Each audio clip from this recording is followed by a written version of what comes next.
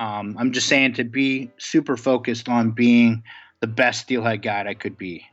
And that was a mistake. That was a huge mistake to give up all that. I can't get that time back. My grandfather died. I missed time. My dad said it best. Once enough. My dad said it best. Once enough. I'm really proud of what you've done, but when's enough? Like, when are you going to do the things that you used to do? That was Greg Senyo getting real with it and talking about the impact of fly fishing on his life. This is the Wet Fly Swing Fly Fishing Show.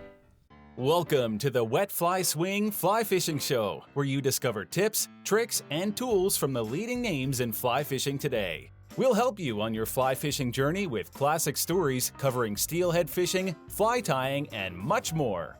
Hey, how's it going today? Thanks for stopping by the Fly Fishing Show. I'd love it if you could leave some feedback for the podcast or a question if you have one for the show. You can head over to wetflyswing.com/speak to leave a voice message to get your question or comment, maybe even answered on the show. If you have one, that'd be amazing if you had time to do that.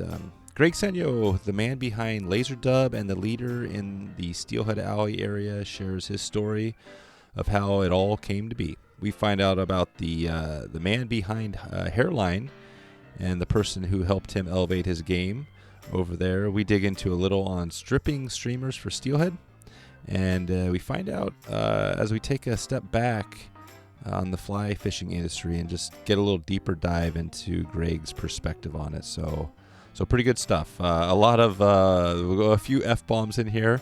So just heads up if you have kids listening. I wanted to let you know you've been warned. Hey, before we get started, I just want to take a moment to thank our sponsor for this episode.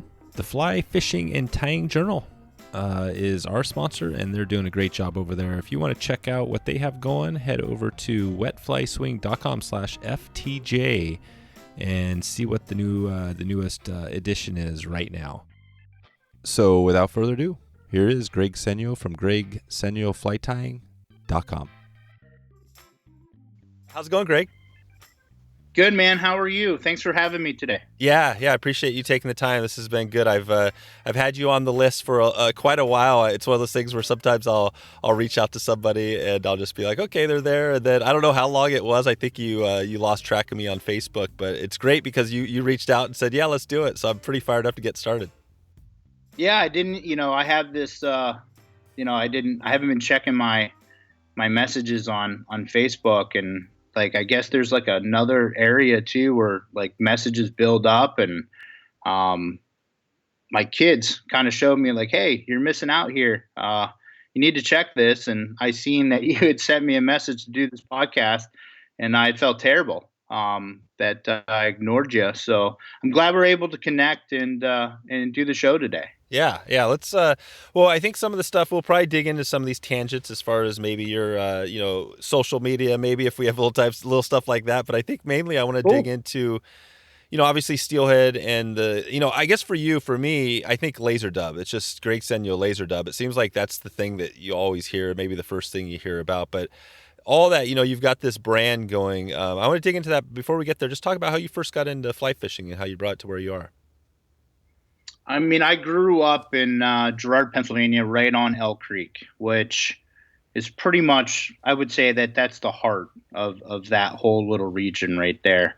Pennsylvania has a serious stocking program. That stream, river, creek, whatever you want to call it, depending on where you're from, it's always full of fish and is very user friendly. I think you'll see more license plates from around the country on that stream per year than probably any other stream in the area. But I cut my teeth there. I lived there. I could literally walk down to the creek, fish every day. So I kind of cut my teeth there. And, back then we didn't really have the luxury of having all these really cool techie things to go to learn to fly fish. And we didn't really have a lot of instructors and stuff back then. So it was by trial and error. My first fly rod and reel setup was from the Buyer's Fair in town. It was just a little Martin rod and reel. Didn't even know I needed backing on the fly line. You just kind of spooled the fly line up and put straight trilene on the end of the fly line, and you went out and you caught steelhead. You just didn't know any better back then.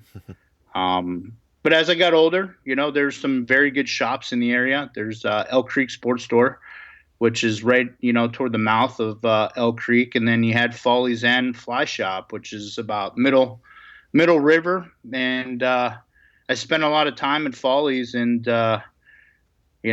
that's how I got to learn how to tie flies. I met one of the older gentlemen there. He's not with us anymore, but his name is Clyde Murray. So Clyde, for anybody that lives in the area or comes to fish in the area, everybody knew Clyde. He was the old gristled veteran, Yep. straight shooter. He was the one that points you in the right direction, didn't give you any bull crap. And he caught me as a kid stealing flies out of the bin. And instead of getting mad, telling my parents stuff like that, he taught me how to tie flies, and that changed everything for me right there. Wow, that's pretty cool story. I kind of have. I remember when I was a kid, I had a similar thing. It was different because I was at Fred Meyer's, our local store here, and I got caught up with the wrong older kid. Right. And we got scared shitless because, they took us in. I think they had the cops there. We were stealing, I think, like CDs. So it was a real deal. But but they took us in the back, and just scared the bejesus out of it. And I remember they, I had to go home and wait for my dad to get home from work, and it was just like the worst thing ever. But for you, this is like, a similar deal, stealing flies. But you have this guy. What did that whole experience? How did that? Take us there, because I'm trying to get a picture of it. So you got to think real small mom and pop fly shop. It's everything that you want in that little, it's like finding that really good restaurant, that backwater restaurant, like if you're in Louisiana or, you know what I mean? That's just only the locals go to, right? It kind of has that kind of feel. And it's also situated right in a campground. Okay. Oh, wow. So it's got all kinds of dynamic going right on the river, and it's real easy to roll up there, and it's small, and and what I'd do is I'd go in, and like they had these giant fly bins, and I never like stole, like I wasn't filling my pockets kind of deal, I usually had enough money to buy like one or two flies, and I'll tell you what, anybody that fishes Elk Creek knows that shale monster that's there, you can go through flies in a hurry. Okay. That whole river is just one giant piece of shale. Okay. So it eats leaders, it eats tippet, and it loves to steal your flies from you. So it wouldn't take long for me to go through a couple, $5 worth of flies. Right. Yep. And, guys still smoked inside back then, right? Or they got on the porch to smoke cigarettes. So when Clyde caught me, he didn't even like grab onto me.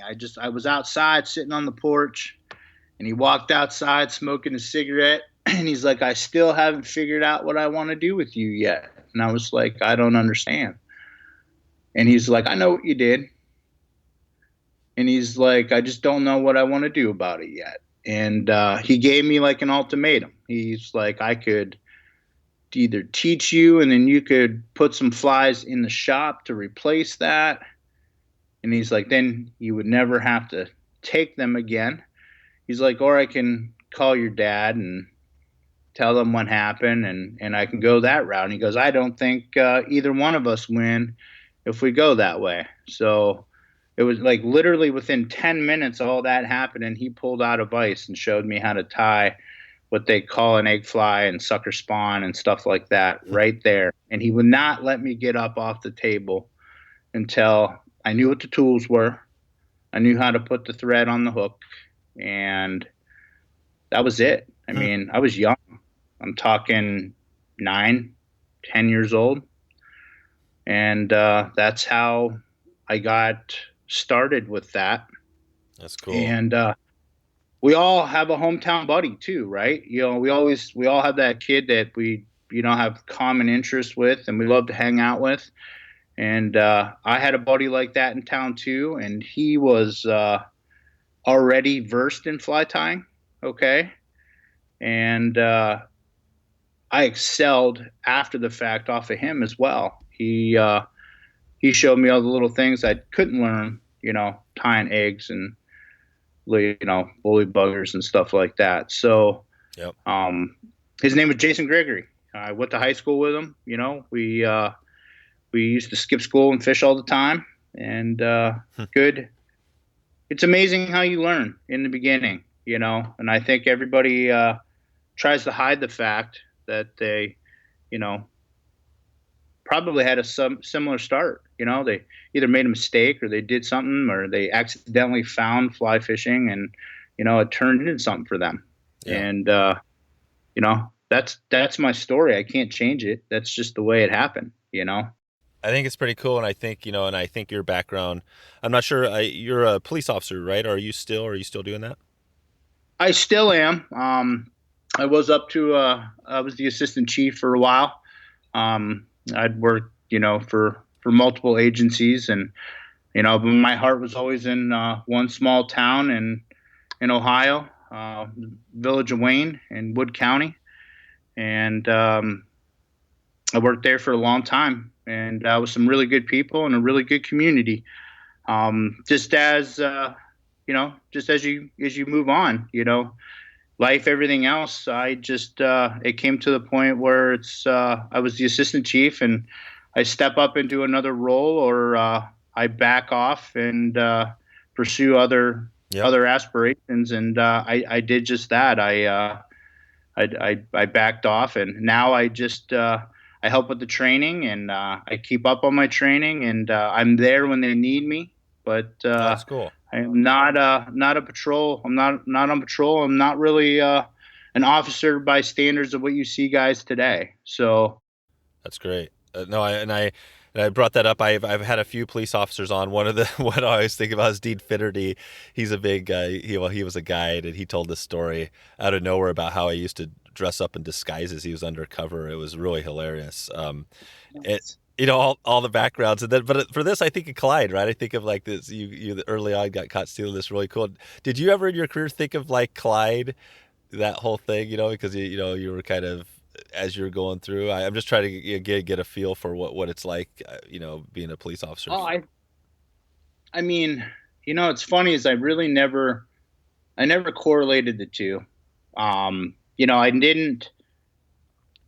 Early on, I had no aspirations to be a police officer. I had no aspirations to be a fishing guide. I didn't want any. I mean, I didn't grow up or think that those are things that I was going to do. They just happened that way. And this might sound weird to some of you, but you know how you realize like there's only a couple things in life that you're like really good at. Yep. And it's like once you find those things, you decide to do those things. Okay, that's what this all was for me. Like I couldn't play sports anymore once I was out of college, right? So like, yep. Being a police officer was like kind of, back then it kind of felt like I was playing a sport, like there was a whole lot going on. You're interacting with people. You're constantly active. If you look at the pictures online today, I mean, a lot of us look fat, but guess what? I'll tell you right now, we could still run you down if we need to, oh, yeah. but can't outrun a radio. So, it's just a product of the job. It's just like fishing. It's like there's the excitement, there's the suspense, there's the sadness. Okay, there's it has all of those emotions. Those are being a fishing guide and being a police officer very similar. I thought it was harder to be a fishing guide than it was a police officer. At least when I was a police officer, I had a set of rules I knew I had to follow. Not only that, you're like the oath that we take, I took it really serious. Like I was there to help people. It wasn't one of those jobs where like I was going out to try to make somebody's life miserable. Like you have to be there for the person's worst time, maybe. You don't need to make it any harder. And not only that, you carry it. I'm a small town cop, otherwise a country cop. I put a chew in, I made sure my uniform was clean. I washed my own car. Even when we were senior officers and command officers, we still worked the road. Our backup was a little further away than that of a city cop. Okay. So you became pretty self-dependent, and, it was just a different atmosphere. So, I think you treat things different. We're city officers. Those guys, I truly feel for them. Like it's nonstop. It's a ton of stress. They do have help because there's a lot more officers, but like the amount of stuff that they have to deal with on a daily basis, I don't know if I would be built for that. Being honest, being truthful. I have a lot of respect for those guys because it's maybe a job today I would not, if I had to do this job starting over today, I could not do it. Yeah. It's definitely changed. It's interesting. Yeah, though. Thanks for giving us a little perspective on that. It's always interesting to me because for the police, I grew up, my dad was, a good guy and everything, but he always had this negative annotation around the police. And I think it was mainly because he always had a beer or something he was drinking in the car, while he was going on the fishing trip. But, as I got older, I kind of had that negative for a little bit. You know what I mean? Like I was always, but then, you get to some point, you realize you're like, man, we need more police officers. Like the more police officers, the better. And it's just like, so I grew up police, Dave. Yeah. Dave, when we were little kids, we feared the police, not because the police did anything. They were the police. I mean, there were these big dudes with a gun, running around town. Like you feared them because you didn't want to do anything wrong. Okay. And I'll tell you right now, there's not one teenage boy in America that's not going to break the law. Yep. Okay. I mean, let's be upfront. Like I was that kid. I think that's what made me a good police officer was like, I was not an innocent kid, and I didn't tell myself I was. I did stupid things. I probably made a few police officers and residents' lives miserable. Okay, those are the truth. I kind of chuckle every time I see somebody like, oh, these small town local police. They're not real police. They're not like, come on. Yeah. Like you were probably that little shithead that was. Like candy like the rest of us, you know what I mean? So, don't pretend that you weren't, No. What's your, what are you chewing? Are you still chewing? Yeah, I still chew. I can't, I quit smoking a long time ago. Yeah. When we had my first son, smoking wasn't something my wife was going to allow anymore. Just being truthful. See, that's where it is right there. My wife was like, there will be no more smoking. And that's awesome. So, man, I'll tell you what, I still crave cigarettes today, and I haven't probably had a cigarette in 15 years. How'd you quit? What was take us to that point? Just cold turkey. You just quit one day. You're just like, I'm just done.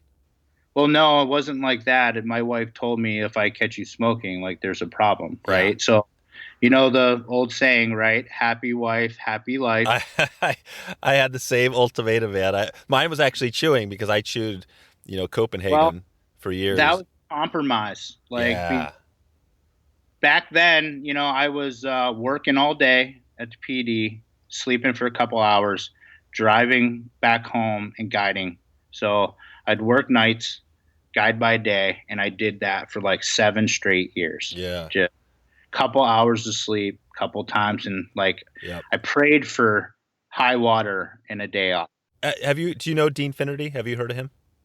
I honestly I can't say I do. Yeah, it's interesting. He's it's funny because you're obviously out in the the other side of the country, and he's out west, and he actually works for TU now, but he was a big guide on the North Umpqua, and he told that exact same story, just like you said.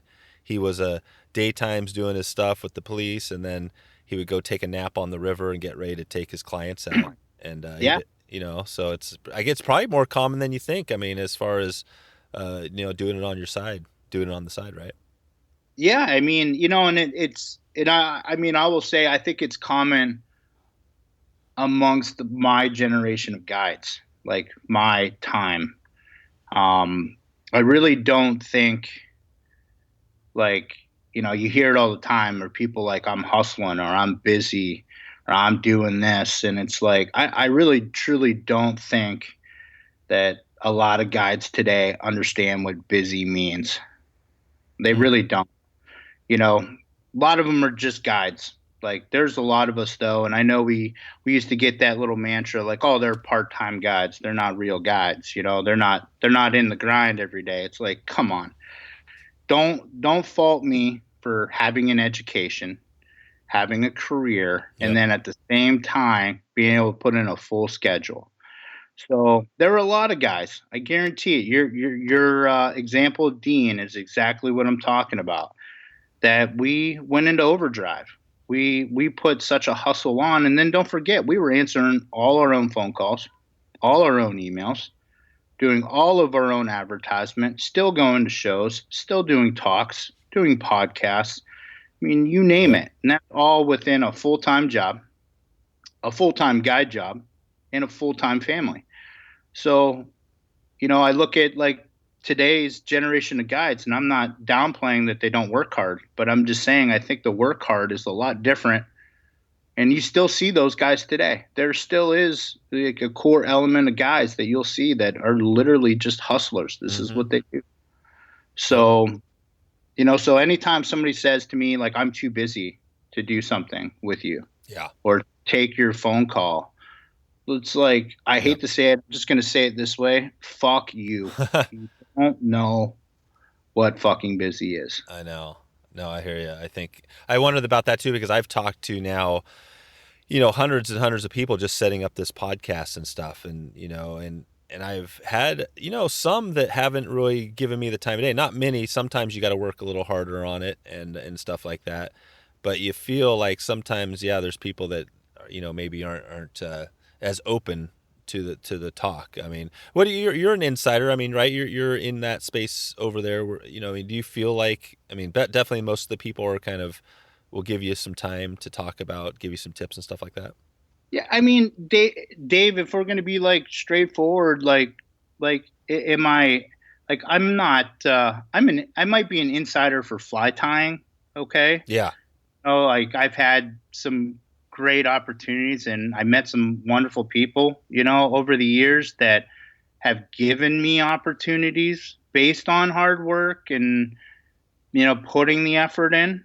Okay. And that's what this comes down to. Like, you talked about laser dub and some of those things, laser dub, like the idea of laser dub was, we had an older gentleman from my home area. His name was Ed Bordis. And he had a material that was called laser yarn. Okay. And if you want to go through the Wayback Machine, like, we see all these new materials that come out today that just wow us, right? Like, we're like, oh my God, check how cool this is. This is fantastic. Well, his laser yarn was that of like my youth. Okay. And Ed died. And when Ed died, the machine died. And everything about it died with him. And I still have a crap ton of his original material. I won't even tie with it. I won't. Like, I'm afraid, like, every time I tie with it and every little piece I lose a piece of that. Well, laser dub was creating a synthetic version and maybe a modern version to give thanks and as a tribute to Ed. And to, like, all the steelhead that people caught on Ed stuff. And, it kept the laser alive. Okay. And, I got to, it's my own synthetic blend, and it's my thought, but like, it's the originality behind it is to pay tribute. And that's the God's honest truth with it. And it, you know what? It became very popular. It's I still see it. Guys still tying really cool stuff with laser dub all this time later, and that was the material that kind of gave me a catapult with its success to work on other stuff, like you see Predator Wrap, or the different chenilles, the different brush designs. This is all stuff that, like, I was very lucky and appreciative to be able to work with Hairline, which would supply me with a lot of different things to be creative with. Okay. And if they didn't do that, then we might not have some of this stuff. Yeah. So like me sitting here and be like, yeah, I did this or I did that. Like, that's not it, Dave. Mm-hmm. It's being given the right tools, and then looking at your fishery and like making things that complement what, not only like what I want to do, but like what works for the fishery, what will work for a species, and find and make materials that have functionality and they work, not just look pretty, they work. Yeah, exactly. And I want to dig into that, some of the tips and stuff on Steelhead and that area you're in. But just before we get there, I want to note that on the Hairline and the laser dub, because it's interesting. I think, Hairline's out in our neck of the woods, and I've talked to Marcos. I was going to have him on the show, and then I think he got really busy. So I'm still hopeful that we can hear the Hairline story. But how did that come to be? I mean, how do you connect with Hairline? You're over there and well, you can, yeah. I was a contract hire for the Orvis Company. And I worked closely with Sean Brillen, which at the time he was in charge of like the fly program and materials and stuff like that over there. And I had actually made samples of laser dub and sent them to Sean. And Sean was like, I've got to get you guys connected. So I was introduced through Sean and the Orvis Company to Hairline. And Marcos, if you ask me, there's not a man on the planet that has more material information stored in his brain than Marcos. Okay. Not only that, he's got a charisma that I love about him. He's a straight shooter. He's honest. And anytime I have ideas or I need to drop something off of him, he doesn't just give you the creative thought that he has behind it, but like he also knows everything else, the manufacturing aspect, the distribution aspect, the whole business side of it. So he was able to like just enlighten me. I think that's the best way to say this. He was able to enlighten me on like what it really takes to design and bring out something and bring it to market, and like what all key elements you need to be able to do it. And number one, is it worth doing it? Number two, it is cool, but like, is it just cool or is it actually going to work? Mm-hmm. Yeah. I hope to get him on the podcast, because I think the fly tying community would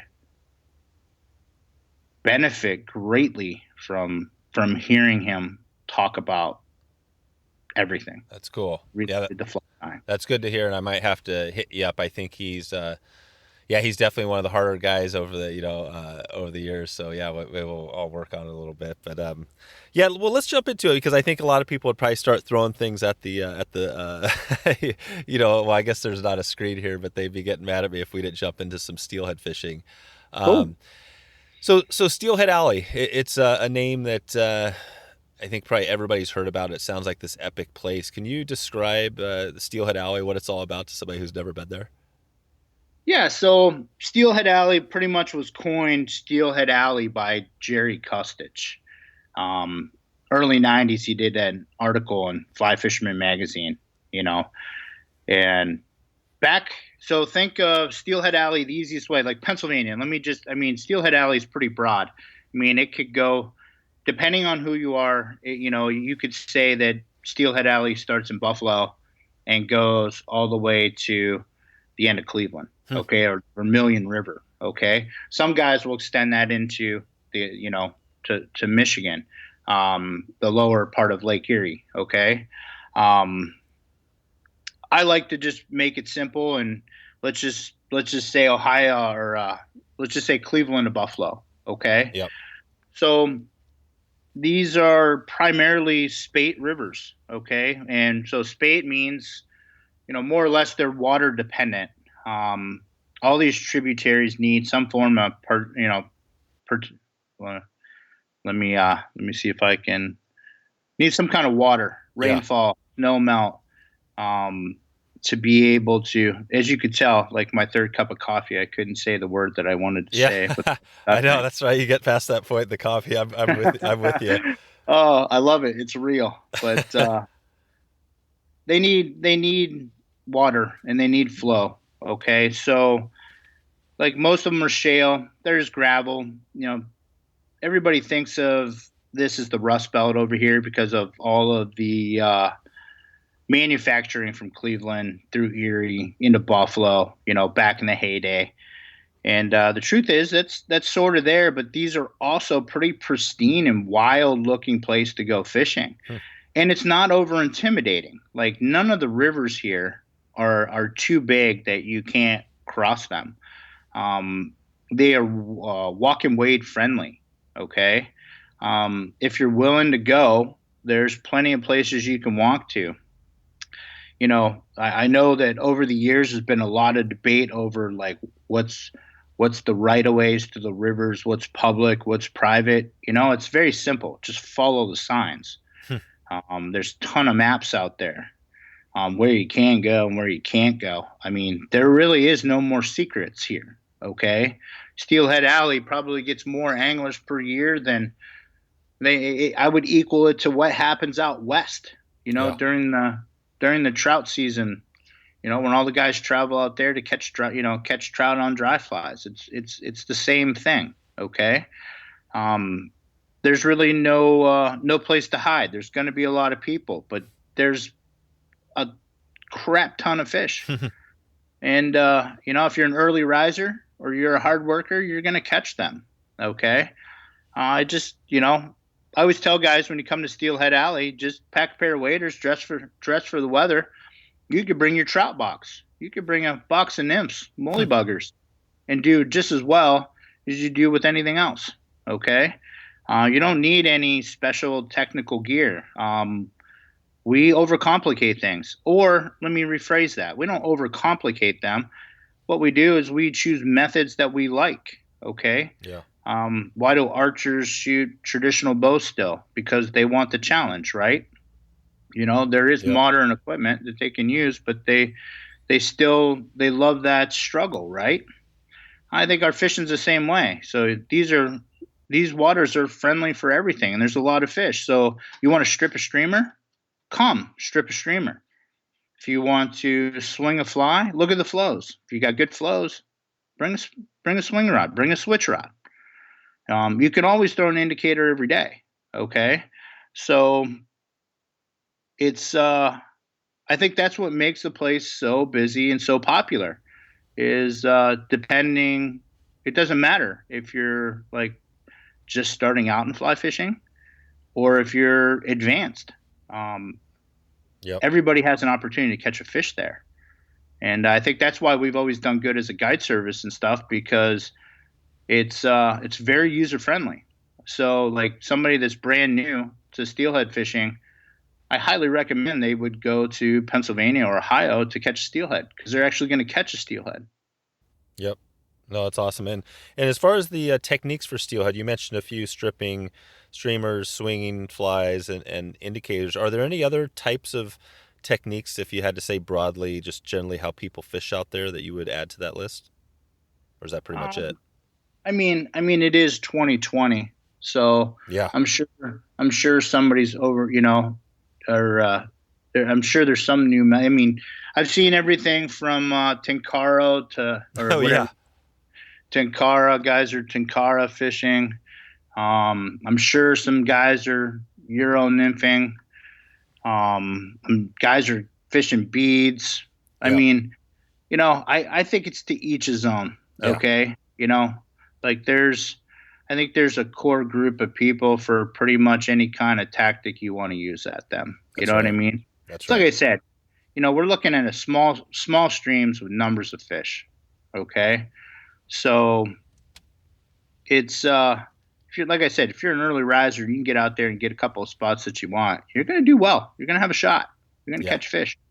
Well, let's take it to, I don't know if we want to talk about Elk Creek or maybe a stream in Ohio or something to focus on. But if you were going to go there, for steelhead fishing like today or whenever the hot spot is, what technique, how would you catch the fish there? Break that down a little bit. So you're saying like if I was just going to go personal fishing today? Well, maybe talk about, is there a big difference between that versus what you'd be doing guiding? Yeah, when you're guiding, your emphasis is more or less to you have a customer that's paying you for your expertise. You should be focused on whatever the easiest tactic is to make them successful. And, once they have a little bit of success, then you can change it into whatever you need it to do, unless they specify otherwise, and if they specify they want to go swing for a steelhead, then, obviously you're going to go to a different section of a river than you would maybe gator fishing or, you know what I mean? So, those kind of things change how you approach it. If I was personal fishing, I would be probably just wanting to swing a fly. And the reason is it's mellow. Like I'm there to chill out. I've been steelhead fishing since I was a kid. I've probably caught how many thousands of these things. Okay. I don't really need to catch 10,000 more to be happy. I just need to enjoy the river, catch a couple of fish if I can, and enjoy my day. Like it's not a Super Bowl anymore. Okay. I'm not out there to win a prize. I'm not taking 40 pictures for the gram. Okay. I want to catch a nice fish. Do I want to get a nice picture or something? Sure. But that's it. I want to simplify it. Yeah. I want to get back to enjoying it. You know what I mean? And that's the thing. That's why I don't guide anymore. It's guiding. You've got an objective, and and I miss the people. I do miss a lot of the people I fished with. Okay, but it is still, there's that stressor in fishing to be successful, right? So, oh yeah, when I go personal fishing, I don't have any illusion of being successful. I just want to go fishing. Yep. And I still catch fish. I still use the right tactics. I still go out and have a good time. Like I said, it's just I'm not doing it for. I'm not doing an interview afterward. You know what I mean? No, like, no. Hey, I was on the river today and I caught 6 fish, and look at me. Like Yeah. I could care. I could give 2 shits now. Like if Yeah. You got to think about this a little bit too, Dave. Like how many times do you go fishing this year? So like total? Yeah. Like, you don't have to give me an exact answer, but like, if you went fishing a couple dozen times this year, Dave, like, could you imagine like what would it be like if we had to stop and take pictures the whole time? Oh yeah. Or you had to do this, or you had to, like think about it. You're running a podcast too. Like, it gets to a point where it's like, I got to have material, right? Yeah. Like for me, fishing, it became all that, and it became less about just enjoying the river. It's funny is like the whole world thinks like, oh, he must not catch fish anymore. Like that's not the case. I just don't really, do I really need to tell you or show you? Is that what success is driven off of? Personal success is driven off of what other people think.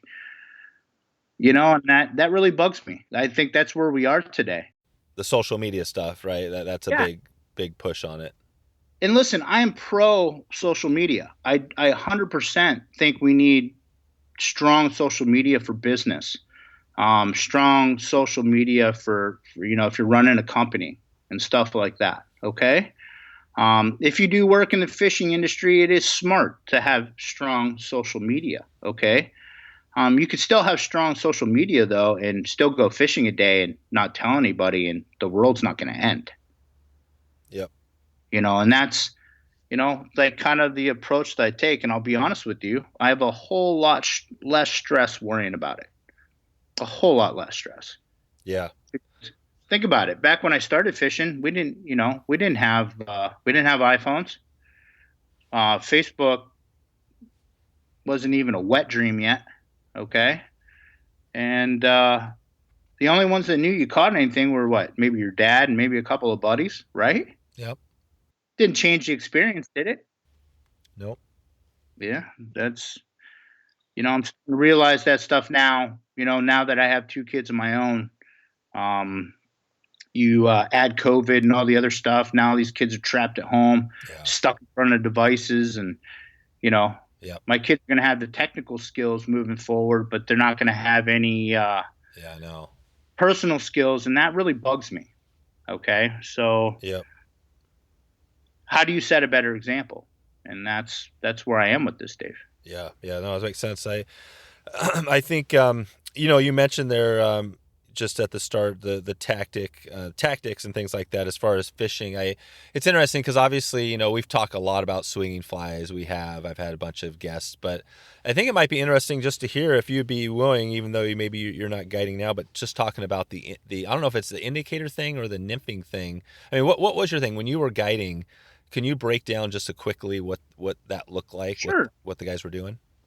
So, I mean, if early on, I mean, and it really depends. So I'll just say it this way. So that way, anybody listening will understand. So like, if you came on a guide trip with me, usually one of my first questions are like, what do you expect in your day? What do you want to do? Okay. And I give them their options. Like, I'll tell them like, we can go indicator fishing, which is all I'm going to do is like, our rivers are shallow enough. I can buy a standard 9-foot 3X, 2X leader. Okay. Run a 2 egg fly or, small streamer, woolly bugger, nymph, egg combination, and have an indicator set up that I can slide it for the depth of the river. Okay. Which there's plenty of options for. You can run them inline. You can run yarn. I just ran a big cork or, foam indicator, preferably all white. And all white for the reason is all the bubble lines, all the bubbles are white. Okay. And it's easy to see if you get low clear water, that big orange indicator isn't spooking things. So, it was a very basic and rudimentary system, but it was effective. I think guys would screw up more on how thick their tippet was versus how long their leader was. And, fly design, got to know when to get flashy and when to not be flashy, right? And I think that all comes from how much time you spend on the river, how much you do it, right? There's a reason why the Prince nymph has caught so many fish around the world. You know what I mean? Yeah. So, those are things as a guide or a fly tire, those are things I take note of. Okay. Like, wow, if that works that way, how do I incorporate that into what I like to do? Right. Yep. So indicator rigs are very, very, like I said, it's basic. Anybody can go throw a couple, split shot, obviously, to how deep the water is. Okay. And I used Blackbird, which is like a center pinner, shot because it's dark and it's round, it kind of matched in with the scenery instead of that bright tin colored water gremlin stuff. You know what I mean? Mm-hmm. I just tried to dull it down as much as possible. So like I said, just a standard 9-foot leader, 2 flies, tippet, a white indicator, preferably foam or cork, and some split shot. And you're in the game. And like I said, you could bring your trout box at that point. Simple woolly buggers, San Juan worms, egg flies, Prince nymphs, pheasant tails, hare's ears, all successful fly patterns. Day one. Okay. If I got a guy that wants to strip streamers. Okay. So, I mean, let's face it, you've seen what's going on in the world. Like the streamer game is pretty impressive right now. Yep. Right. Yep. There's some amazing streamers today. I mean, some people that I take note of and I like to fish their patterns is like Blaine Chocolate's Game Changers. Okay. Kelly Gallup, big fan of Kelly Gallup stuff. All that stuff is crossover. Like, you can fish all that stuff for steelhead. Okay. Our steelhead are pretty ravenous, and not only that, they school up and they're on these drop offs. There's a lot of wood and debris in certain sections of the river. You just got to learn what size and what kind of material combinations. Like, sometimes you want to run a fly that's got materials that will sink, or some weight in the fly, so that way you can still use a floating line and a shorter leader, because the water's shallow. You don't want to hook the shale, but you want some depth, right? But then you have some bigger holes and more CFS with feet per second, flow of the river, where you need to use an intermediate or sinking line, and then you can use said fly pattern there as well. Okay. So it just really depends on, this is what you hire a guide for, right? So that he understands the different structure and scenarios you're going to face on a river. Most clients that I ever fished with, like, they hired me to learn first and foremost.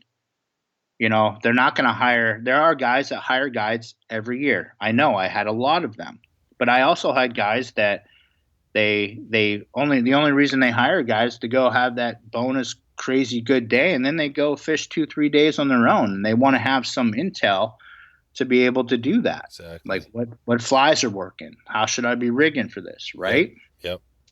So, and I think that's what makes, like, guides valuable is they're instructors. Could you imagine?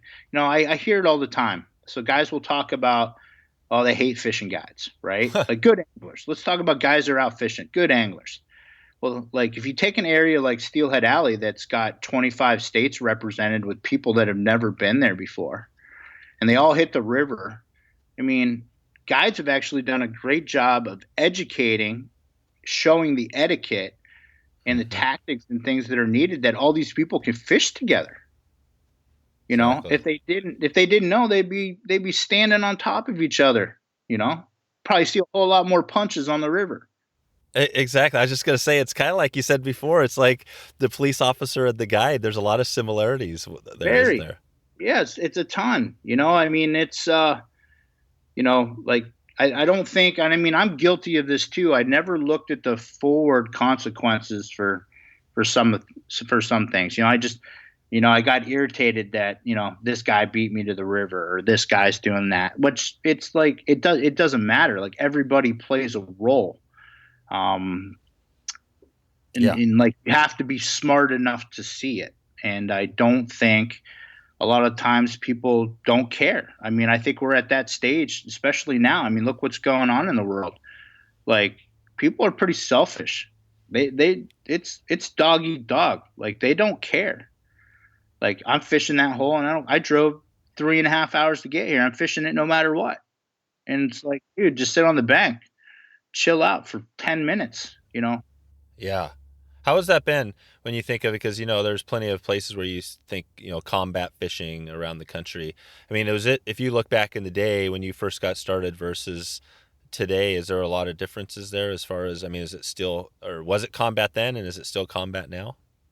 I think every day on Steelhead Alley has a little bit of combat in it. Okay. But I also think, like, if you just stay on the move and you stay focused, you're going to find what you want. There is enough people fishing, and there's enough places to go that you're always going to run into someone, but at the same token, you're still going to find some solitude during that day too. So I think you have a little bit of everything rolled up into your day. Okay. And I do think people are a lot better, about how they treat each day. The ones they're go-getters, they're anglers, they do fine. You're never going to see them struggle. Yeah. They're going to work through, and they're going to catch well. It's lazy that's not going to do well. Okay. That's going to get confrontational or entitled. Like, I'm entitled to this, Right. I know I was that guy. I'm not going to sit there. I was young. I was like, I'm entitled to this. This is what you have to come back to the realization that, none of us have a right to go fishing. Like, it's actually a privilege that we're allowed to do it. We have to buy a license to do it. It's a privilege. Right. It's just like a driver's license. We don't have the right to drive. We've been granted the privilege of driving, which I know that sounds crazy, right? It does. It's America, right? It's the United States of America. But think about it. Can your license be taken away from you? Yeah. Yeah, it's a privilege. Yeah. So every day now, anything I do in the outdoors, I treat it as a privilege. I go out and I do my thing. And if it's crowded and I don't like it or I have an issue, I move on. Yeah. I'm the next thing. And that's any fishing now. You know, I don't think steelhead's popular. You know, Great Lakes steelheading is it the most popular thing out there? I mean, if you look at our side of the world, I mean, think about where we are, okay? So look at the Great Lakes. We are a metropolitan. How many major cities are located within the Great Lakes or within driving distance of the Great Lakes, okay?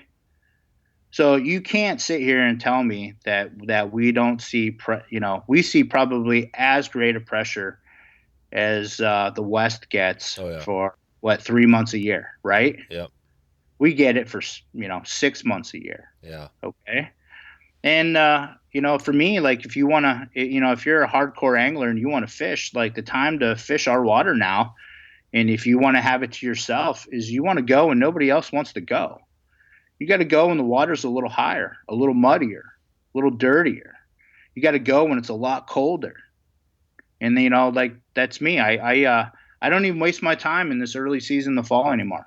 I'm not fishing for steelhead in September, October, or November anymore. Period. Not only that, I become a solitary creature. I'd rather sit in a tree stand and fight with myself than fight with somebody else. Okay. Get my own peace of mind. But come December, January, February, it's cold. I mean, I hear guys talk about winter steelheading on the West Coast. I went there. It rains. It's 55 degrees. It's yeah. What's a nasty day there on your home river? What's the nastiest? It could be 20 degrees. Like you pounding ice off the river just to fish a run. Your gear freezing. Your fly frozen on the way to the next hole. Got to put it back in the water just to unfreeze it. And I'm talking about walking, half a mile through the woods in 2 to 3 feet of snow just to get there. Okay. I mean, when I think of winter steelheading, I look at Michigan Great Lakes anglers. I look at Ohio Great Lakes anglers. I look at Pennsylvania Great Lakes anglers. Those got New York. We're in the snow belt. We're in some crazy cold temperatures, and these guys are out there in waders standing in water. That is now I will say, you guys on the West Coast, like I went and spent some time on the Olympic Peninsula, and about lost my mind with the amount of rain. I literally learned that no raincoat is impervious to the Olympic Peninsula's rain. I got rained on so hard it blew my mind. Mentally challenging in its own right. You need pretty much rubber when you get out to the. Yeah, but I wasn't frozen. That's what I'm saying, Dave. I wasn't frozen to my core, questioning what the hell I'm doing for a steelhead. And people used to say, "Oh, these steelhead won't eat when it gets to this. They won't chase a swung fly when the water is so cold." Horse shit. You just got to slow down, slow your presentation down. Yeah. They want to eat just like anything else.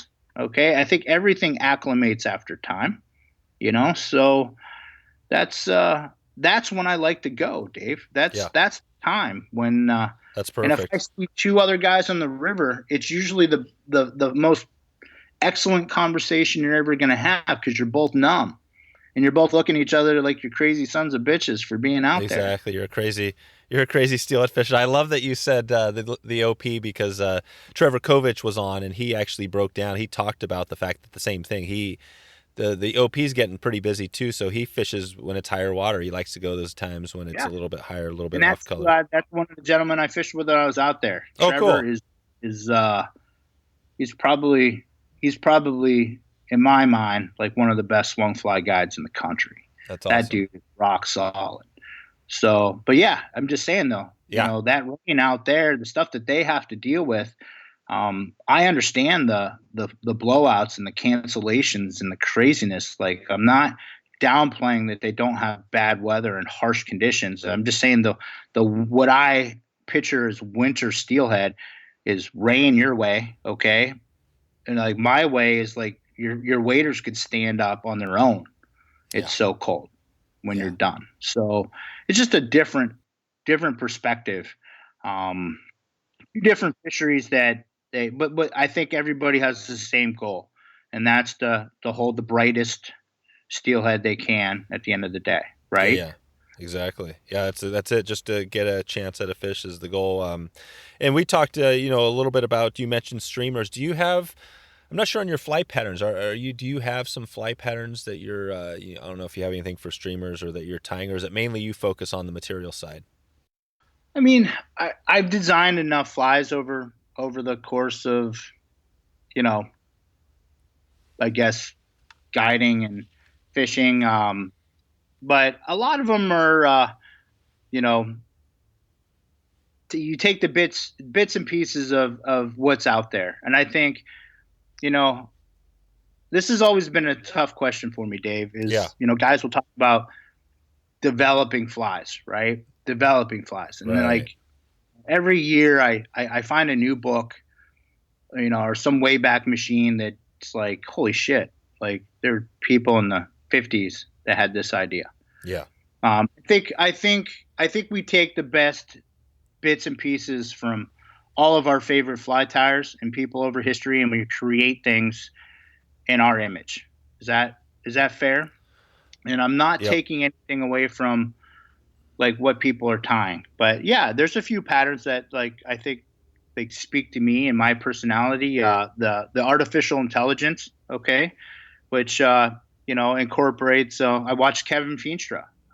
He ties probably with more flash than any person I've ever met, and he's probably one of the more effective match the hatch baitfish expert steelheaders out there. Okay. I've incorporated stuff just watching him. Maybe I'm just saying I have a hard time taking credit for fly pattern development. Okay. I have some flies that have my name, the AI, the artificial intelligence, egg raider. I have some things that are specific to my personality. But the materials that I do to put in them, those are my thoughts and collaborations with Hairline. Yeah. And I get more pleasure out of seeing people tie with the materials and finding new concepts and ideas than I do worrying about putting a name on a fly. Yep. No, it's great. I love that. And on the streamer stuff, so stripping streamers, do you do a little bit of that? Can you speak to the what that's all about? Are guys doing? Is there more? I know there's more and more guys swinging, but is there more guys stripping flies as well?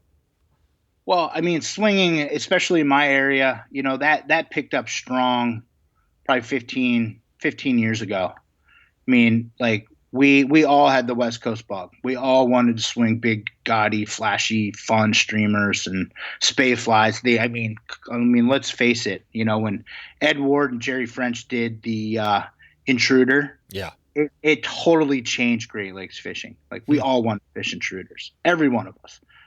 Okay, so, but now, like streamers are hot. I mean, and you've got some really good ones like paving the way. You've got Russ Madden doing the chromatic nuts and the flash monkeys and like stuff that is created to catch steelhead, salmon, trout on a stripped fly. Okay, you've got the Game Changer platform with Blaine. There are guys out there. It is an exciting thing to do, to go out there to a small stream and strip a streamer and have a steelhead eat. So yes, our guys doing it. Yeah, the smart ones are going out there and they're figuring it out and they're getting it done. Yeah. And they're finding out that they can have just as successful a day doing that as swinging a fly or running an indicator. I think that's an important part about the whole thing is go out and do what makes you happy. So yeah. and it's easy. I mean, just depending on where you're at. I mean, I think water depth and speed has a lot to do with what type of line and setup that you're going to use for something like this. But um, everything from a floater to an intermediate to a full sink with, short fluorocarbon leaders. I think you just got to go out and do it. Swim flies have shown themselves to be successful. And if you check out, I mean, there's quite a bit of media out there with.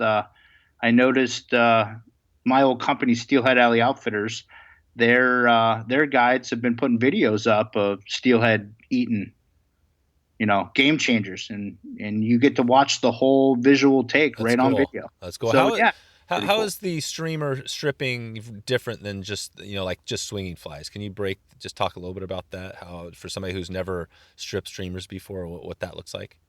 Yeah. So, I mean, it's a more active way to fish is the best way to put it. You're constantly moving, right? So when you swing a fly, you're making a cast, you're, swinging across the river, you're stripping in line at the end of your cast or the end of your drift. And then you're, taking a couple steps downriver, or you're staying where you're at and you're casting again. Okay. You're looking for a fish to be active to chase the fly or swim behind the fly and eat it and come tight. And that's eating on the swing, right? Yep. You're using the river current as tension to swim the fly across the river. Or when you're stripping a streamer, you're fishing like all water types. And what you're doing is you're casting and you're stripping in line in different erratic movements, constantly the whole drift, the whole cast, everything is movement. So you're completely active in that process the entire time. And I think that's what's appealing, is it's not like swinging a fly where it's a cast and a weight. Just like the indicator fishing, you're casting, you're putting it in the food lie, and you're waiting for the indicator to go underwater, right? So when you're fishing streamers, you're casting, you're stripping, you're recasting. You're visually watching your fly swim, okay? Because a lot of guys will use bright or white flies so that even a couple of feet deep underwater, you can still see the fly, okay? So it's just visually and physically, you're constantly moving with that, and I think that's very appealing to people. Yeah, it is. No, it's awesome. I love. I think that's probably somebody wanted to dig more into that. They could probably go, I've had Kelly Gallup on. We could probably just go, and you mentioned Blaine. They could probably just look at those guys and see what they're doing for like brown trout, right? And kind of move it over with different flies for steelhead. Would it be a similar deal, do you think? Yeah. I mean, all those guys are extremely well versed. I mean, Kelly Gallup was a Michigan guy. That's right. Gallup's caught steelhead. Blaine's caught steelhead. Okay. Like these guys have specialties and they're known for certain things, but their experience level far exceeds what their specialties are. Okay. That's the great thing about having some of these guys around. Okay. They have a lot to offer. You have a lot to learn from them. You just got to pay attention and see what they're doing. They're not one dimensional. Okay. And I hear it all the time, and I used to be on this, let's take Blaine's Game Changer, for example. Like there are guys out there that literally won't tie the fly. They're like, why would I put that much time and effort and those components and spend that kind of money to create this kind of, well, you know what, if you're thinking like that, like, then don't do it. I don't care. I don't want to hear you gripe. Like, go do your own thing. Right. Yep. But there comes a time when there's a certain person that's like, I need to try these things. Go back to when we were all young, we all fished spin gear, I would assume, right? I mean, I didn't grow up with a flat rod. Okay. I didn't go to the store and not buy a Rapala, right? I fished spinner baits when I was, you know what I mean? I did all these things. We've gotten to the point where we look at things like, well, that's not fly fishing. Well, I'm so tired of hearing that. I really think people need to get back to being anglers. Yeah. 100%. Let's get back to being anglers. Like, you could shove your bullshit up your ass, go fucking whine to somebody else. I don't give a shit. I really think that social media has given us where like our opinion actually matters, right? Yeah. It don't. You know what I think it is? I think what it is, and I've heard, I totally agree because Kelly Gallup has said it before himself. A lot of people have, and I think those are the people I'm realizing are almost maybe the most knowledgeable people are the ones that actually do both ways. You know, Kelly talks about how his stuff came from bass fishing, and he loves, and I've heard that a number of times. And it seems like, but I think what it comes down to is that again, social media, like building, growing something, that ultra niche stuff sells. If you're the ultra niched this, whatever topic it is, that sells better than if you're just the general, I'm just an angler. You know what I mean? I think that's part of it. So it's almost, I don't know. I mean, there's probably some of that, but you mentioned a couple resources. Russ Madden, I've heard his name come up a number of times. So again, let's just bring it back to streamers. Who, if we're talking streamers for Steelhead, is Russ, or are there other people who would be good resources if they want to dig in more on this? I mean, there are some core streamer guys that I think everybody should pay attention to. Just because they put a label on it says brown trout, okay. I think if you're a legit fly tire, okay, and I think that you're a legit angler, and I don't mean that you're like pro. I'm just saying like you love this, okay. There are some guys you need to pay attention to. You've got obviously Kelly Gallup, okay. You've got Russ Madden. You've got Blaine Chocolate. You've got Rich Strolis. You've got Mike Schmidt. And that's just guys I'm thinking about for trout and steelhead. You got Matt Gradzewski, okay. I mean, there are a lot of the names that I'm mentioning to you are Great Lakes guys or have Great Lakes backgrounds. Okay. We have a lot of baitfish here. We have we have everything here. We have trout here. We have steelhead here. We have salmon here. We have muskie here. We have pike here. We have bass here. We have everything here.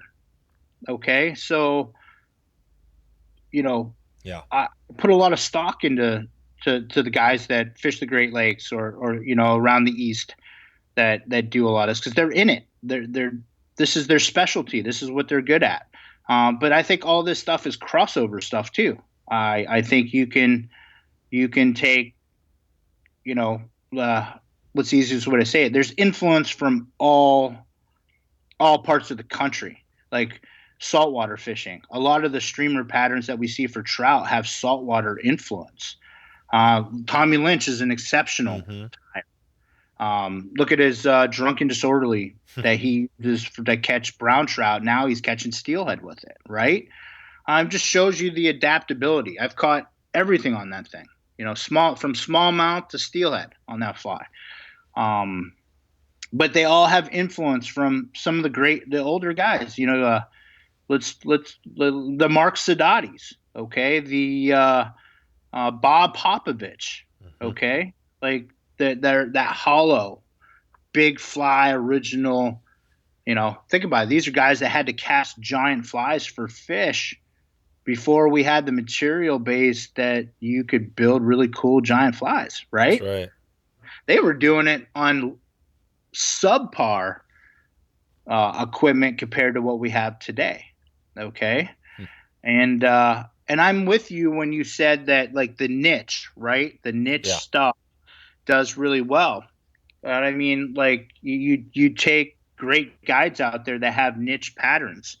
Kelly's got niche patterns that I guarantee were originally guide patterns for him. Mike Schultz with the Swing and D series. That's a niche pattern that he's adopted, like, from multiple tires, from Sadati, from Blaine, to create his own swim fly for smallmouth bass. Blaine with the Game Changer. I mean, all these guys have created things to fit their niches, but they are also, like, it's not just limited to that. It can be used for everything they want to do. Yep. So I think, like I said, I think we all steal something from each other. Okay. I think we learn from the guys in the South, we learn from the guys in the West, we learn from the guys in the North, Oh yeah. and then they learn from the guys in the East as well.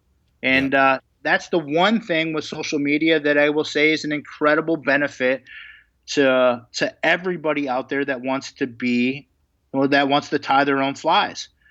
Is back when I was doing this, you created flies that maybe nobody's seen unless they went into a magazine publication or something for years. Okay, where today I could tie it, I could put it online, and 2,000 people, 4,000 people are going to see it and be tying it by tomorrow. Yeah, that's cool. It's like our information sharing today is light worlds ahead of where it was even 15 years ago. Yeah. So that's the benefit. That's the benefit of this whole media platform. Yep. Is information. Totally. Yeah, no, I agree. That is the good thing. Seeing a new, a bright fish or just a fish or a new pattern is cool. What about, as far as, you mentioned the materials again. I mean, I think the laser dub, can you talk just briefly about some of the materials that you've worked with? Maybe talk about the process. Laser dub maybe is the first one. I'm not sure if that was the first one you got going, but talk about another material that you've created and what that process was like. Is it just kind of a conversation between you and Marcos back and forth, or how does that come to be? I mean, I would think like Hairline's the manufacturer. So, is some of that stuff personal? Absolutely. So they're actually so they actually create, they're making this thing. They're either making it or sending it to be sourced or, to be created a certain way, and I feel like, do I have enough education on the background to say something and feel like I'm giving you accurate information? Yes. But at the same token, no, because I feel like, it's part of this process that I was telling you, like we can all create something, Yeah. Every fly tyer I know has been to Joann Fabrics and found something that they like, myself included. Okay. But I'm just saying, like, when it comes to, there's certain things that you need to do. Like, I'll put it to you this way. Some things get cut, some things get torn, some things get stretched, like you learn from trial and error. It's just like colors. Like, could you imagine, trying to appease everybody with every color that you could possibly get, right? It's just impossible. So yeah, the big deal is I look at it as I've always tried to find materials that solve the problem, that were easy to incorporate in my fly tying. So if you want some bulk without the weight, then there's your laser dub. If you want, some flash and some filler, that's where, some of the fusion fibers and the hairs come from. Okay. I always had a problem with brushes. When I bought brushes, I was making my own forever, but anybody that makes brushes knows, like, it's just quite the process. Right. So I did brushes with Enrico Puglisi, the Chromatic series, which these are very fine, sparse brush. They're made so that you can wrap them in underbodies and stuff and spay flies, or use them as sparse heads on streamers. Okay, it's the biggest rule in fly tying. I tell every new student or anything I have that comes through this is, like, once you learn material control and portion, like when I first started tying, I put too much material on the hook. Mm-hmm. You look at pictures on my Instagram and stuff, guys go, oh, there's just a whole lot going on in there. No, there's really not. It just looks that way, but all the functionality is right. You get it all the time, like, oh, he's got 15 things in this recipe. Well, it's little bits of this and little bits of that. That's the whole point of having materials, right? If you're getting into fly fishing to save money, like, come on, like, it's the oldest joke in the world. It's just like golf. You ain't saving money playing golf. No. Okay. No. Like, get over it. Like, you either want it or you don't. We don't need to fly fish. Okay. Fly fishing isn't going to save the world. Okay. This is a hobby. This is a sport. This is something that you want to do or you don't. Okay. So, I treat it exactly like that. I think I wish the automakers, like when I went and bought a car, they'd be as direct as that, because that's exactly what you either want this car or you don't, so that's, that's the material. And that's the thing is, like, think about how much material is out there. I mean, Hairline's one company, right? But just think of how thick these catalogs are. Yeah, Think it's about how many crazy. new things are coming all the time. Um, Yep. I mean, we're making stuff out of suede. People are making stuff out of tablecloths. Okay. Um, you know, I'm real big on synthetics. Okay. And the reason for that is, like, is it the best for the environment? I'm not saying that it is. I guess it's like the lesser evil in small amounts is the Mm. way I look at it. Okay. What would you use other than, so for your stuff, if you take the let's just take the laser dub for example. I mean, instead of the laser Yep. dub, what would be a non-synthetic that you could A use? wool, Just a wool. like, yeah, like natural wool or fur, Just and that's the way I look at this is, like, like, yes, it is synthetic. But, like, they only make so many chickens. They only There's only going to be so many furs. Okay. Um, I try to make materials that I have something to create a fly or a lure or something fishable, like, after I can't get those things. Okay. exactly.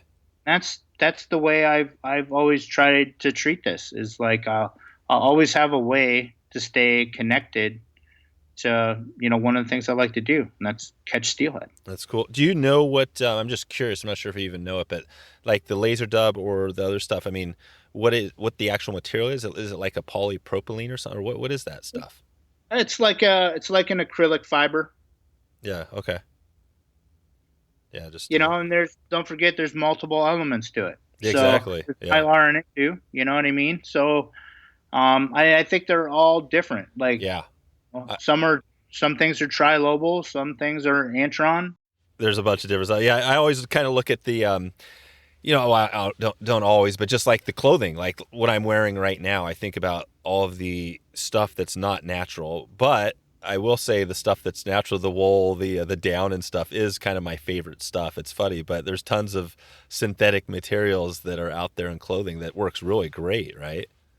Yeah, I mean that's a great example. I mean, like, think about this.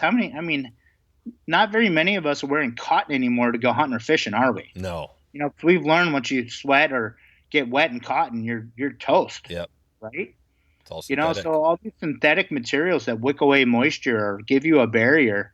I mean, with the exception of wool, which you can still get wet and be warm. You know what I mean? Um, Yeah. Synthetics have kind of made us last longer in the outdoors. Yep. And I don't think it gets the credit it deserves to do that. And I mean, that's a great analogy to use with the way I approach doing materials. Just wanted to give you something that was going to last longer, or we are going to have available longer. Okay. And, did I get some pushback, like, oh, you're doing all this oil based, and there's always going to be Oh yeah. that environmental nut job that literally is going to, like, point the finger, but then you look at him and he's using lead split shot, He's and got a cell phone in his pocket. he's still fishing a hook, and the rabbit that he's using's died, and I mean, like, it's like, listen, all Yeah. these things, we're all guilty. Oh yeah. Can we do a little better? Yes. I try to make a point to not lose flies or to retrieve them. This is really a one I think hits home on that, on the copper mines, which is a big thing, that's up in Alaska. And I think there's some well, up in your, right, the boundary waters, which I haven't dug into, but there's some mines up there. But the ironic thing is that all of that stuff, that copper, is going into cell phones. Right? You know what I mean? Yeah. Like, that's where it's going. Like, if we didn't have cell phones, I don't know, maybe we wouldn't need those mines. But everybody loves their cell phone, and I don't think anybody's willing to, just throw it away right now, right? Yeah, I mean, just think about that. We all carry around a device that controls our lives. Gosh, that's And a rough I'm feeling. and well, I mean, it's just I make fun of my dad, okay? I make fun of my dad for years because like I feel like he's always missing out, okay? He carries a flip phone still, Nice. and it takes him like 14 minutes to say hi in a text message. I remember the Nokia, Oh yeah. uh, I'm like, dude, you should just get a phone, like so you can stay connected. And he's like, if it's important enough, somebody you'll call me or Exactly. you'll find me. And there's some truth to that, like Yeah. that holding on. I kind of envy that now, that I'm connected. And if it wasn't for having to work, Yep. okay, like I don't know if I would still have one. I think when the day comes that I don't need to work, it won't be at work, and I don't need it for work, that I won't have it at all. I will go back to a flip phone. Maybe by then I'll probably have a Cricket. I'll need something with like bigger numbers on it. Oh yeah, you do. That's right. So Now, how old are you now? It sounds like you're about similar age as me. 43. Yeah, yeah. So that's it. We're in the same age. So I'm a little older. I got you by a year or so. But yeah, man, that's it. It's glasses, and you're in that transitional zone where things are not too far off to be. I mean, and your dad what's he? Is he in his 80s? No, my dad actually had me when he was young. He had me when he was 18. So my Oh, cool. dad's, and yeah, He's a young so buck.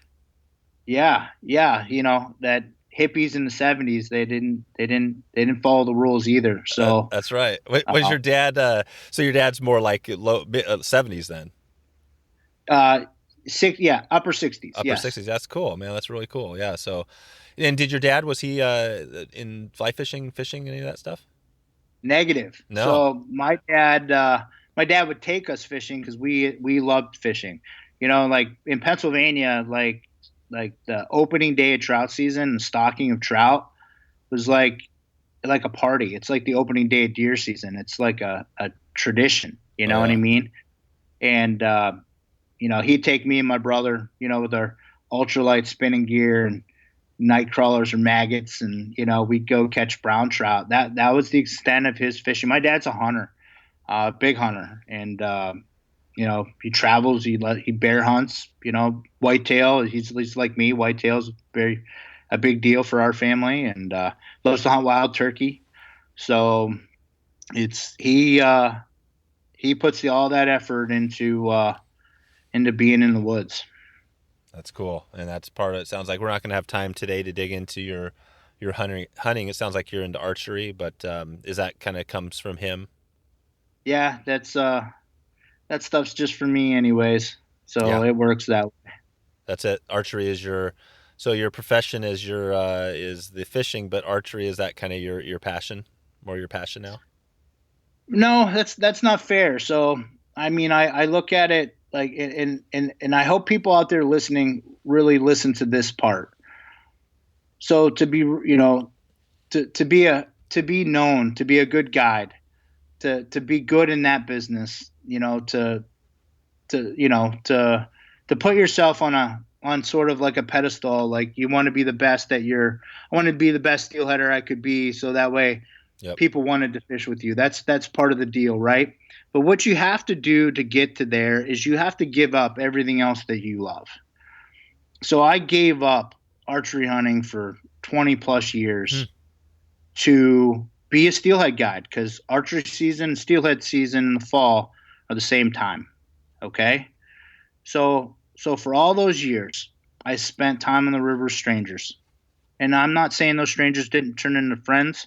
I'm not saying that I did not enjoy those things, but it finally got to the point where I had to stop and think about it. Like, I'm giving up all this time on at my hunting camp with my dad, my grandfather, my family, to do this, to be the man, or and I'm saying that lightly, okay? I'm just saying to be super focused on being the best steelhead guide I could be, and that was a mistake. That was a huge mistake to give up all that. I can't get that Yeah. time back. Like Yeah. my grandfather died. I missed time. Like, my dad said it best. Once enough. My dad said it best. Once enough. Yeah. I'm really proud of what you've done, but when's enough? Like, when are you gonna do the things that you used to do? Hmm. Okay, so, and he was right. Okay, he was right. And now, I do these things because they're part of me. This is what I do. I don't care. I even had somebody send me an email. It's like, if you keep hunting and you don't stay active in your fishing, you're not going to be known anymore. I'm like, go fuck yourself. I mean it, just Yeah. like that. Fuck yourself. I didn't do this to be known. Like, I did this to try to be the best I could be at this. That stuff comes with it. Like, in the fact that somebody would feel like they're entitled to me being part of their satisfaction really, really pisses me off. Okay. That, like, they had enough balls to email me and tell me that you're basically saying that everything I worked for, I'm going to be a failure because I decided to do something I have a passion for. Come on. Yeah. That's crazy. Like, what kind of fucking people have we become when you feel like smart enough, brave enough to send somebody an email like that? Yeah. Yeah. That's. So, I mean, Typically, yeah. those were the changing days for me. When I started feeling like that's all I was like a resource for everybody else, then I was done. And then I'm going to be upfront. I'm here. I'm still working in the fishing industry. I'm really passionate about working with the guys at Schultz Outfitters. I help as an operational manager there. Yeah. I'm there 4 to 5 days a week. I'm kind of behind the scenes. I'm putting the time in. I work with some of the best people I know. Okay. And if you need me, I'm easy to find.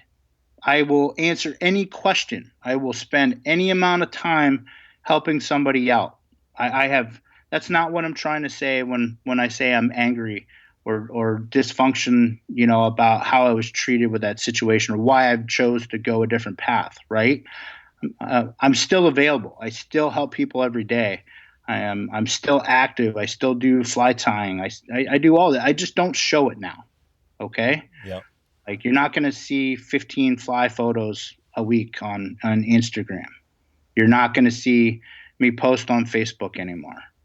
But if you need me, you can pick up the phone, and I'd love to talk to you. You know what I mean? Yep. I want things to be more personal and real, and not what you see on YouTube. I'm not gonna be that guy ever again. Yep. So, and it's become more rewarding. I've been over at the shop now for the last 3-4 years in that capacity, and most people don't even know it. Now you do. Yeah. And is that Mike Schultz? Is that the Schultz Outfitters? Yeah, Mike Schultz Outfitters in Ypsilanti, Michigan. Probably one of the most well-rounded shops in the region. We don't have an online store. We have a very strong social media presence, and we have a very, very strong belief that the only way to give you the best customer service is to talk to a person that actually fishes. Yep. So you should call. You should talk to us. Our reviews and the stuff that's said about us out there, it proves that we're on the right path of what a fly shop should be. And we want that personal interaction with people. Right. And we just don't get that on our phones anymore. What do you guys cover? What is Schultz Outfitters? What area do you guys cover it all of it out there? Yeah, I mean, we since we don't have an online store, we get a ton of call-ins. Okay, so I mean, we're a destinational fly shop. We travel all over. Okay, Mike's taking groups from Russia to Louisiana to we've gone, like I said, the OP for Steelhead. We've done everything. Okay, and we still continue to do these things. But also all of our local fisheries are covered. Everything from the warm water aspect to salmon and steelhead season. So we got the Great Lakes covered. So we're always evolving, And, we're not just focused. We are known as a warm water shop. Smallmouth are in our backyard, and that is Mike's forte. He is, I don't think I know anybody that's caught more 20-inch bass than that guy. Okay. So, Nice. It's, and I've learned a lot. I wasn't really a warm water guy, and, I've really changed my tune, and to see how impressive some of the stuff is that they have to do, the technological aspect of it. And, it's a nice challenge, but what I'm saying is the shop's extremely well-rounded, and, we love getting that interaction and those hard questions and the hard to find stuff. And, we love seeing it all come together for people. That's cool. Are there any lodges out? I know there are some lodges. I've been kind of curious about that as far as if somebody wanted to come out to that area. Is there much of that, or is it more kind of get a guide and then head out on the river? Yeah, I mean, if you're going to fish local, I think the smart thing is to do it just like that. Most of, the regions around the Great Lakes, unless you're way up north or something like that,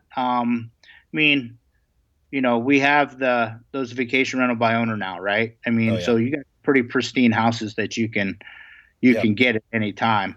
But we have some cabins and some things that we are in houses that we refer people to. There's also the crowd of people that just prefer to have everything handled for them. They rent a hotel. Yeah. They show up, everything's clean, and, you get picked up to and from, and, everybody is different. Every single person that comes through the door is different, that wants to do these kind of things. So you kind of have a little bit of everything to help out there. That's cool.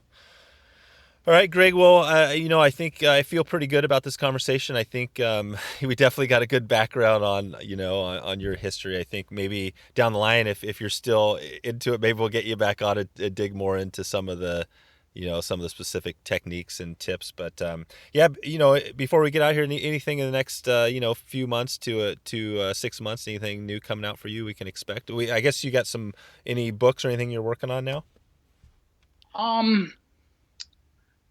Yes and no. I'll be honest with you. Like, I do have plans to do book number 2. Oh, cool. And I just don't have a timeline on how I want to approach that yet, but it's going to be sooner than later. I hate to say it with, everything that's kind of going on in the world right now. If they shut us all down again with COVID, Dave, if I'm stuck home, there'll probably be a book sooner. All right.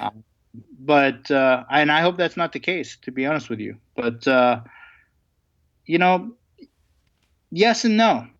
Like, I want to make sure that, like, anything new that comes out of, from me moving forward is exactly what I want it to be. Nice. What was your first book? What was the title of your first book? Fusion Fly Tying. That's right. Fusion Fly Tying. So, okay. Well, anything else before we get out of here? I know we touched on a little bit on Steelhead. Did we miss anything as far as, kind of the stuff you have going with your materials? Is there another podcast out there maybe down the line? No, I haven't. Yeah, I haven't put anything into, like I said, it's, like I didn't see your message. I'm glad that we got a chance to connect, and, I wish I could say I have something hip, new, and exciting coming. Maybe I do, maybe I don't. You just have to wait. And, I appreciate it, man. I appreciate you taking the time and letting me talk on your platform, and I hope somebody enjoys it. Maybe laughs a little bit. That's the most important thing. And if you're gonna go steelhead in my neck of the woods, just go and enjoy yourself. The probability of you catching a fish is pretty good. That's awesome. And there's some good guys down there that are easy to help. Just give us a call. Call the shop. Perfect. Say, I want to go fishing. We'll make sure you go where you need to go. All right, Greg. Sounds good, man. Well, appreciate you again for taking the time today, and I'll keep in touch with you down the line. Sounds good, Dave. Thanks so much. So there you go. If you want to find all the show notes with all the links we covered, just go to wetflyswing.com/176. I would love if you could leave a quick rating and review for the show. you can go to wetflyswing.com/love and leave a quick rating or review. I'd really appreciate that.